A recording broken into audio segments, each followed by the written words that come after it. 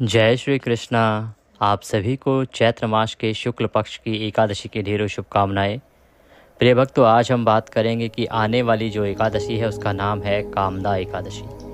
कामदा एकादशी का व्रत किस दिन किया जाएगा, व्रत कैसे करना है, क्या विधि रहेगी, क्या नियम रहेंगे, किस प्रकार से आपको व्रत करना चाहिए, ये बताएंगे। ये जानना इसलिए आवश्यक है क्योंकि इस दिन भद्रा है और सिंह की भद्रा है। सिंह की भद्रा अर्थात भद्रा का वास पृथ्वी पर ही रहेगा।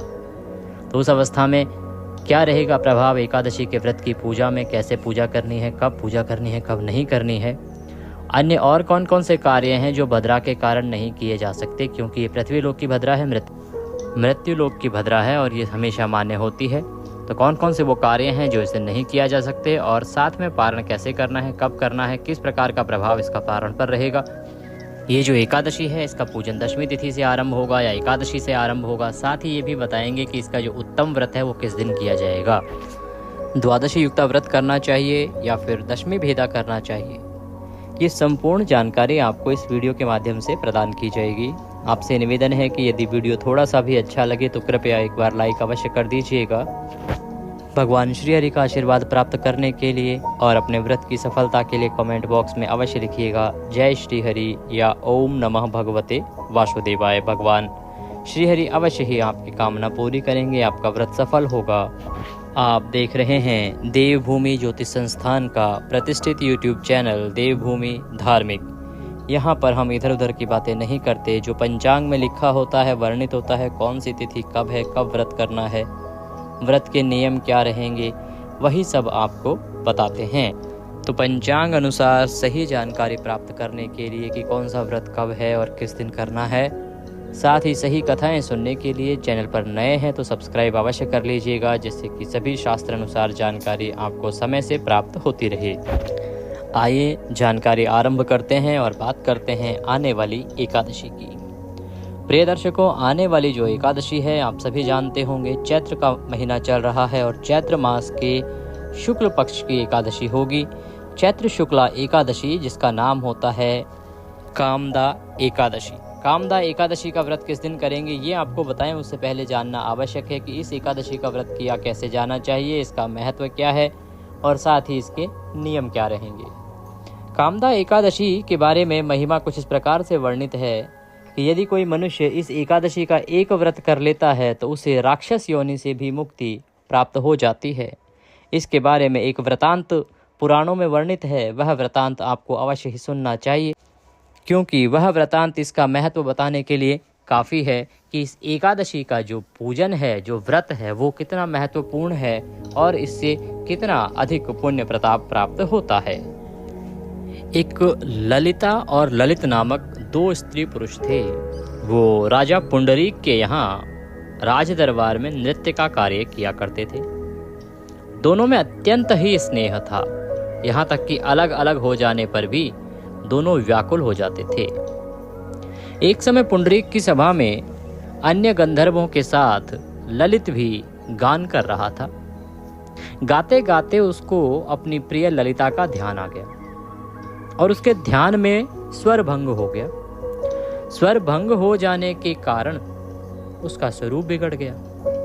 ललित के मन का भाव जानकर करकोट नामक नाग ने पद भंग होने का कारण कि ये स्वर क्यों बिगड़ा है, इसका कारण राजा को बता दिया। तब पुंडरीक ने बहुत क्रोध किया, उसको बहुत गुस्सा आया और क्रोध पूर्वक कहा कि तू मेरे सामने गाता हुआ अपनी स्त्री को स्मरण कर रहा है, ये न केवल मेरी तौहीन है वरन यह इस राज्य, समाज और दरबार की भी तौहीन है। तुझे अपना कार्य प्रिय नहीं है और तू किसी के प्रेम में पड़कर अपने कार्य से विमुख हुआ है, अतः तू कच्चा मांस और मनुष्यों को खाने वाला राक्षस बनकर अपने किए कर्म का फल भोग। पुंडरीक के श्राप से ललित उसी क्षण महाकाय विकराल राक्षस बन गया। उसका मुख अत्यंत भयंकर हो गया, नेत्र सूर्य और चंद्रमा की तरह प्रदीप्त तथा मुख से अग्नि निकलने लगी। उसकी नाक पर्वत की कंदरा के समान विशाल हो गई और गर्दन पर्वत के समान लगने लगी। कुल मिलाकर वह एक विशाल काय विकराल डरावना राक्षस जो मांसाहार करता था, कच्चा मांस खाता था, बन गया। क्योंकि यह अत्यंत यातना का कार्य था, अतः उसे बहुत पीड़ा होने लगी। वह उस पीड़ा से चल उठा। उसकी प्रियतमा ललिता को यह सब वृतांत मालूम हुआ तो उसको अत्यंत दुख हुआ और वह अपने पति के उद्धार का यत्न सोचने लगी कि कैसे अपने पति को इस श्राप से मुक्ति दिलाए। वह राक्षस अनेक प्रकार के घोर दुख सहता घने वनों में रहने लगा। उसकी स्त्री, जो उसकी प्रियतमा भी थी, उसके पीछे पीछे जाती और अनेक प्रकार से विलाप करती रहती। एक बार ललिता अपने पति के पीछे घूमती घूमती विंध्याचल पर्वत पर चली गई, जहां पर ऋषि श्रृंगी का आश्रम था। तो ललिता शीघ्र ही ऋषि श्रृंगी के आश्रम में गई। वहां जाकर उसने विनती भाव से प्रार्थना कर गए और ऋषि श्रृंगी को अपनी सारी कथा कह सुनाई। तब ऋषि श्रृंगी ने कहा कि हे गंधर्व कन्या, चैत्र शुक्ला एकादशी को, जिसका नाम है कामदा एकादशी, तुम उसका विधि विधान से व्रत करना, पंचोपचार से पूजन करना, पूजन करने के बाद विधि विधान से पारण करना और पारण करने के बाद उस एकादशी को करने का जो पुण्य प्रताप है ना, वह तुम अपने पति को समर्पित करना। जब तुम्हारे पति को तुम इसे समर्पित करोगी तो इस पुण्य प्रभाव से, इस एकादशी के व्रत करने पूजन करने के पुण्य प्रभाव से वह अवश्य ही उसी क्षण राक्षस योनि से मुक्त हो जाएगा। इस प्रकार से ऋषि ने उन्हें उपाय बताया। समय आने पर ललिता ने कामदा एकादशी का व्रत किया। सुबह उठ के स्नान आदि किया, विधि विधान से संकल्प किया, संकल्प करके पूजन करके व्रत किया, नियमों के अनुसार दिन को व्यतीत किया। अगले दिन व्रत का पारण किया और पारण के बाद भगवान से निवेदन किया कि प्रभु, मैं जो ये एकादशी का व्रत किया है और कथा आदि की है, पूजन किया है, इसका सभी पुण्य प्रताप मेरे पति ललित को प्राप्त हो जाए।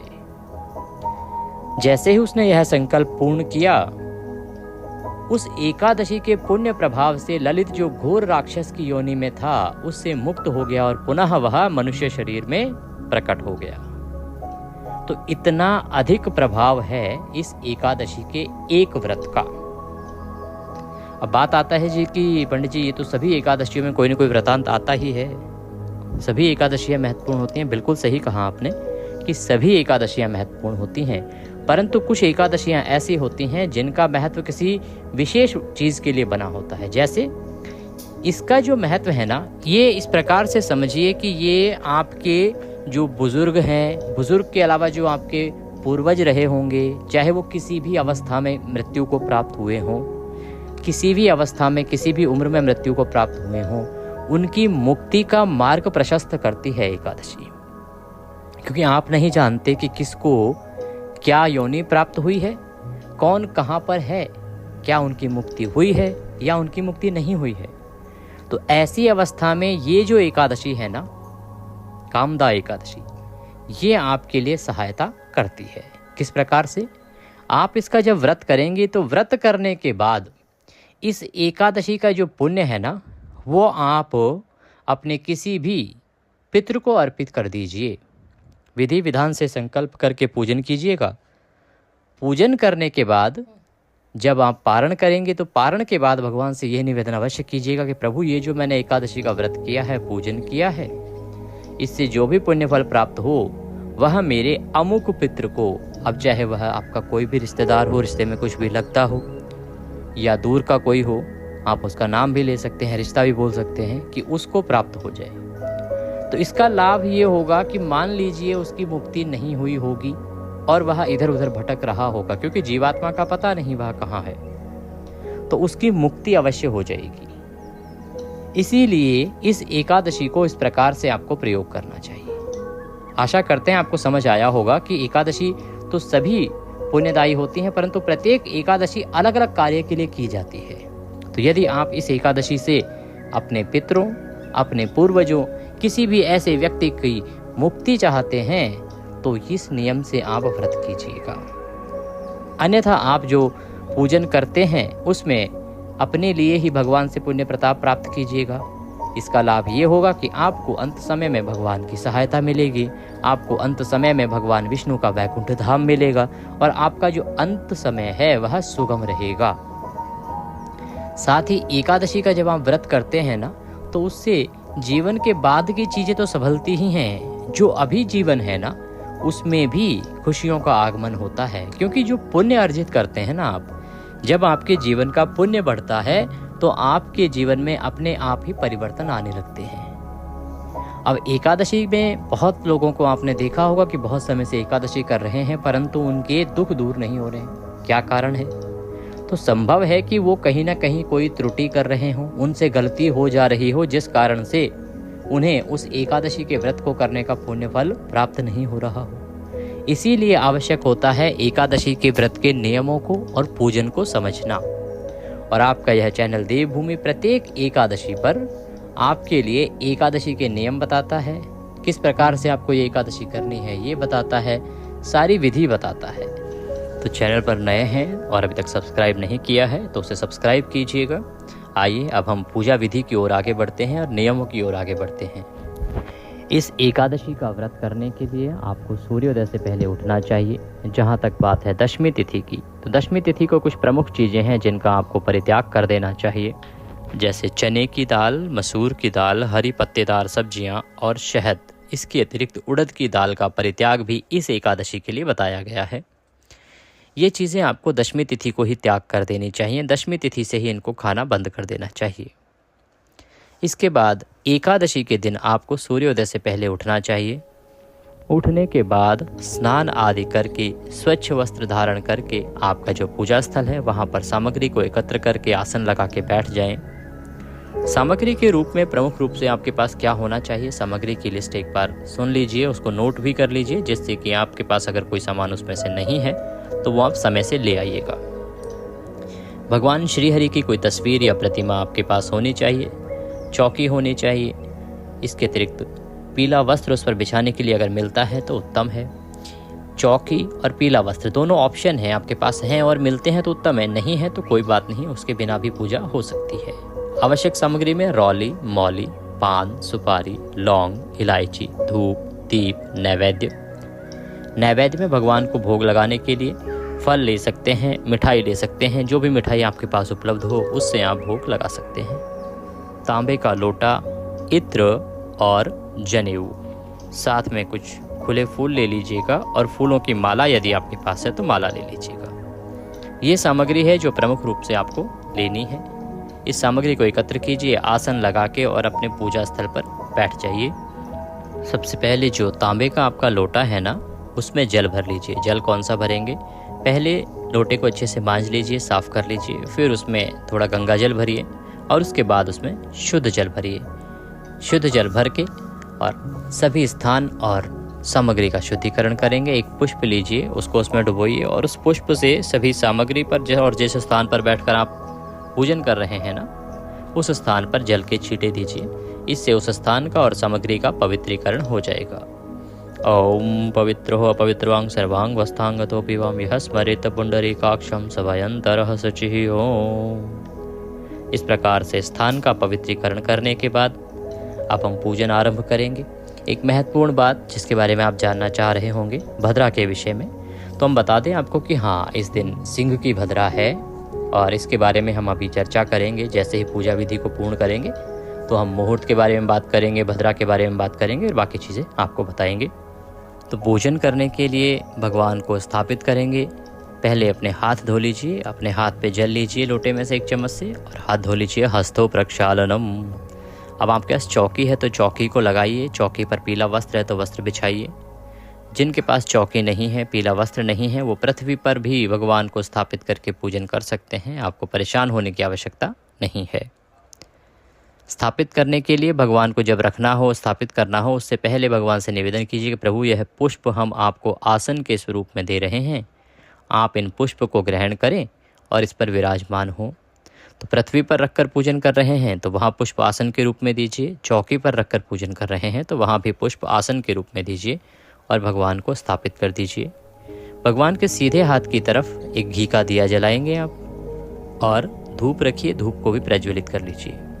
दीपक को भी आसन देना है, आसन के नीचे पुष्प आदि रखना है और उसके ऊपर ही दीपक को स्थापित करना है। इस प्रकार से भगवान की स्थापना करने के बाद अब आप पूजन आरंभ करेंगे। पूजन करने के लिए भगवान के सामने एक पात्र रख दीजिए जिसमें कि आप पूजा की सामग्री अर्पित करेंगे। तो उससे क्या है कि सामग्री जो है वो इधर उधर फैलेगी नहीं, पानी भी इधर उधर नहीं होगा, और उस पात्र में ही सारी सामग्री मंत्रों के साथ अर्पित करते जाइएगा। हम मंत्र बोलेंगे, आप एक एक चम्मच जल सबसे पहले अर्पित करेंगे पद्य अर्घ्य आचमनी के रूप में। ओम भूर्भुवः श्री विष्णवे नमः। कामदा एकादशी मध्ये पद्यम समर्पयामि। पद्य अर्पित कीजिए, पद्य के रूप में एक चम्मच जल अर्पित कीजिए। अब अर्घ्य देंगे। ओम भूर्भुवः श्री विष्णवे नमः अर्घ्यम समर्पयामि। ओम भूर्भुवः श्री विष्णवे नमः आचमनीम समर्पयामि।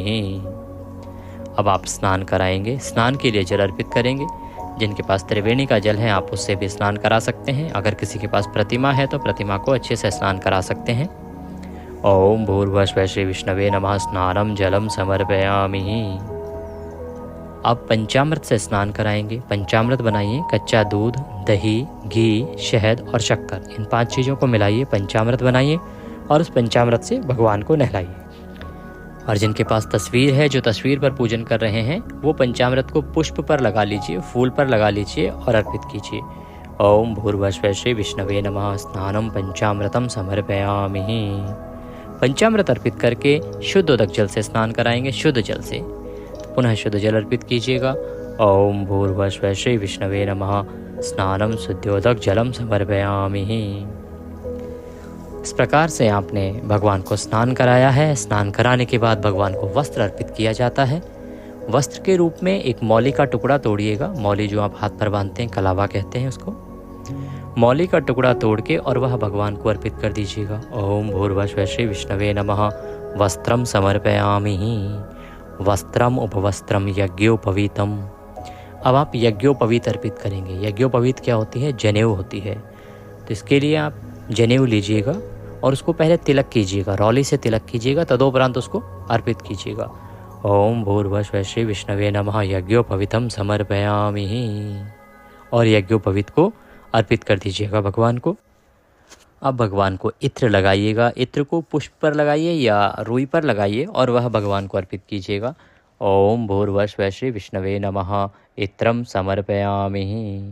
इत्र अर्पित कीजिए। इत्र अर्पित करने के बाद भगवान को तिलक लगाएंगे। चंदन से प्रेम से तिलक लगाइएगा। चंदनम महत् पुण्यम पवित्रम पापनाशनम। ओम भूर्भुवः श्री विष्णवे नमः चंदनम समर्पयामि। चंदन अर्पित कीजिए भगवान को। चंदन अर्पित करने के बाद भगवान को पुष्प अर्पित करेंगे। तो भगवान श्री हरि को पुष्प अर्पित कीजिए। और अगर आपके पास फूलों की माला है ना, तो माला अर्पित करेंगे। ओम भूर्भुवः श्री विष्णवे नमः पुष्पम समर्पयामि माल्यार्पणम कुरु। माला अर्पित कीजिए, पुष्प अर्पित कीजिए।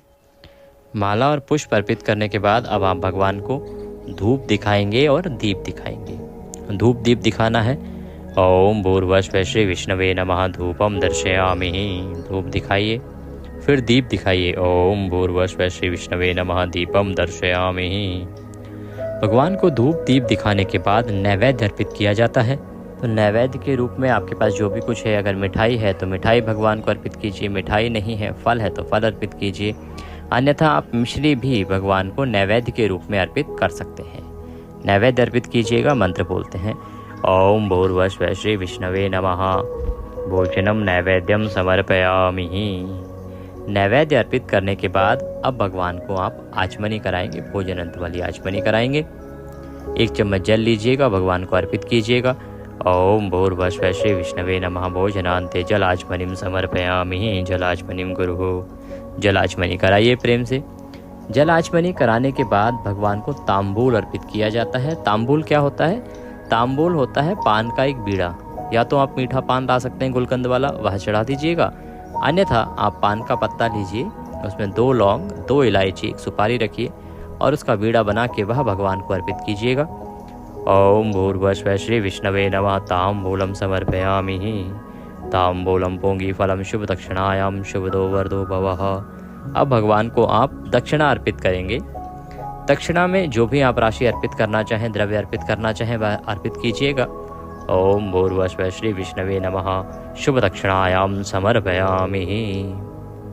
दक्षिणा अर्पित कीजिए प्रेम से भगवान को। और दक्षिणा अर्पित करने के बाद हाथ जोड़ के भगवान से प्रार्थना कीजिए कि हे परमेश्वर, हमने ये जो आपका पूजन किया है इसे आप स्वीकार करें और हम व्रत को सफलतापूर्वक कर पाएँ, इतनी हमें शक्ति प्रदान करें। तो ये है आपकी पूजा की विधि। इस विधि से आपने पूजन करना है, परंतु ध्यान दीजिएगा कि पूजन से पहले आपने संकल्प अवश्य करना होता है। संकल्प की विधि भी बता देते हैं। पहले संकल्प करके ही आपने पूजन करना होता है, और पूजन करने के बाद आप कथा सुनेंगे। एकादशी की कथा आपने अवश्य सुननी है, सही कथा सुननी है। तो YouTube पर कथा सुनते समय ध्यान रखिएगा कि बहुत सारे चैनल किसी भी कथा को एकादशी के नाम से चला देते हैं, किसी भी एकादशी के नाम से चला देते हैं। तो सही चैनल पर ही कथा सुनिएगा। अगर आप हमारे चैनल पर नए हैं तो सब्सक्राइब कर लीजिए, क्योंकि यहाँ पर जो कथाएँ सुनाई जाती हैं वो ऑथेंटिक होती हैं, सही होती हैं। जो जिस कथा को सुनना चाहिए जिस व्रत में, वही कथा यहाँ पर सुनाई जाती है। तो पूजन के बाद कथा सुननी है, विष्णु सहस्त्र नाम का पाठ सुनना है। दोनों ही चीज़ें हम प्रत्येक एकादशी पर अपलोड करते हैं, तो उसका लाभ अवश्य लीजिएगा आप। साथ ही इस दिन अगर आप नारायण कवच सुनते हैं तो उसका भी फल अधिक बताया गया है। नारायण कवच भी हम प्रत्येक एकादशी पर अपलोड करते हैं आपके लिए, तो आप वह वीडियो भी अवश्य ही देखिएगा और भक्ति का आनंद लीजिएगा। अब बता देते हैं कि आपने संकल्प किस विधि से लेना है। पहले संकल्प करने के लिए अपने सीधे हाथ में जल लीजिएगा। 1 रुपये का सिक्का दक्षिणा के रूप में कम से कम रखिएगा और 3 बार बोलिएगा ओम श्री विष्णु, ओम श्री विष्णु, ओम श्री विष्णु। अपना नाम, अपना गोत्र, जिस स्थान पर बैठकर संकल्प कर रहे हैं ना, वहाँ का मकान नंबर, क्षेत्र का नाम, शहर का नाम, चैत्र मासे शुक्ल पक्षे कामदा एकादश्यायाम पुण्यतिथियों आयु आरोग्यता प्राप्त्यार्थाय, पितृमुक्ति प्राप्त्यार्थाय, धन संपत्ति प्राप्त्यार्थाय एकादशी व्रत पूजनम संकल्पम संकरिष्ये। बोले सौ श्री विष्णु शरणौ शरणम प्रपद्ये, और वह संकल्प भगवान के चरणों में अर्पित कर दीजिएगा। आप संकल्प में अगर किसी पितृ की मुक्ति के लिए यह पूजन कर रहे हैं तो उनका नाम बोल सकते हैं, उनका रिश्ता बोल सकते हैं, जिससे कि यह जो पुण्य फल है वो उनके ही प्राप्त हो और उन्हें प्राप्त होने से ही उनकी मुक्ति संभव हो। तो भगवान की स्थापना करके संकल्प के बाद पूजन के बाद कथा श्रवण, विष्णु सहस्त्र नाम आदि का श्रवण, भगवान की आरती तदोपरांत होगी। आरती करने के बाद नियमों के अनुसार दिन व्यतीत करेंगे। नियमों में प्रमुख रूप से इस दिन आपको ध्यान रखना है, दशमी तिथि से ही आरंभ हो जाता है, और वो नियम होता है आपका ब्रह्मचर्य का नियम, शुद्धि का नियम। ब्रह्मचर्य आपको दशमी तिथि से ही आरंभ कर देना है। साथ ही आपको शुद्धि का ध्यान रखना है, मन से शुद्ध रहना है। मन में किसी के प्रति वैर भाव की भावना नहीं आनी चाहिए, किसी पे क्रोध नहीं करना है, काम भावना नहीं आनी चाहिए, लोभ लालच के भाव मन में नहीं आने चाहिए। और इस प्रकार से निस्वार्थ भाव से दिन को व्यतीत कीजिए, जिसमें भगवान की भक्ति केवल आपने करनी है। आप दैनिक कार्यों को कीजिए, ऑफिस जाते हैं ऑफिस जाइए, आपका व्यापार है व्यापार देखिए, पर शालीनता का, शुद्धता का ध्यान रखिए। मन से शांत रहिए, भगवान का स्मरण करते हुए दिन को व्यतीत कीजिए। सायंकाल को संभव हो तो कीर्तन कीजिएगा, रात्रि काल को संभव हो तो जागरण कीजिएगा, संभव हो तो पृथ्वी पर शयन कीजिएगा, और अगले दिन सुबह पारण के लिए सूर्योदय से पहले अवश्य ही उठ जाइएगा।